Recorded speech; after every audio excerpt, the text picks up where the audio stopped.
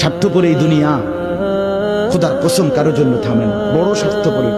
হ্যাঁ, যেদিন বাপের জানাজা পড়ে, যেদিন বাপের লাশ কবরে দাফন করে, সেদিনও বংশধর সন্তান ছেলে মেয়ে ঘন্টাখানিক 2-4 ঘন্টা কাইন্দা কাটটা হইলো, রাতের বেলা ঠিকই ভাত খায়। হ্যাঁ, পাশের ঘর থেকে খানা আনে, ওরা ঠিকই খায়। স্বার্থপর দুনিয়াতে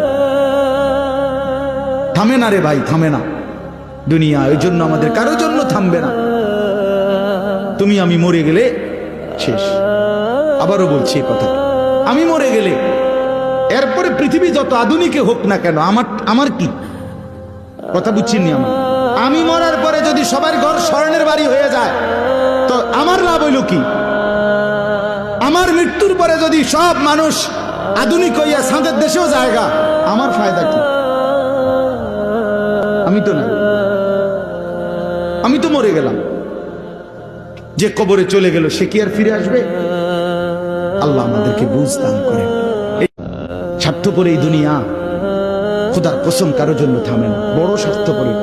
হ্যাঁ, যেদিন বাপের জানাজা পড়ে, যেদিন বাপের লাশ কবরে দাফন করে, সেদিনও বংশধর সন্তান ছেলে মেয়ে ঘন্টাখানিক 2-4 ঘন্টা কাইন্দা কাটটা হইলো, রাতের বেলা ঠিকই ভাত খায়। হ্যাঁ, পাশের ঘর থেকে খানা আনে, ওরা ঠিকই খায়। স্বার্থপর দুনিয়াতে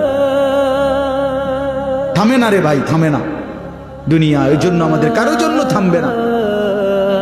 তুমি আমি মরে গেলে শেষ। আবারও বলছি কথা, আমি মরে গেলে এরপরে পৃথিবী যত আধুনিকে হোক না কেন, আমার কি কথা বুঝছিনি?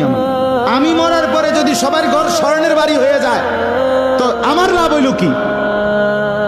আমার মৃত্যুর পরে যদি সব মানুষ আধুনিক হইয়া সাঁদের দেশেও জায়গা, আমার ফায়দা কি? আমি তো না, আমি তো মরে গেলাম। যে কবরে চলে গেল সে কি আর ফিরে আসবে? আল্লাহ আমাদেরকে বুঝ দান করেন।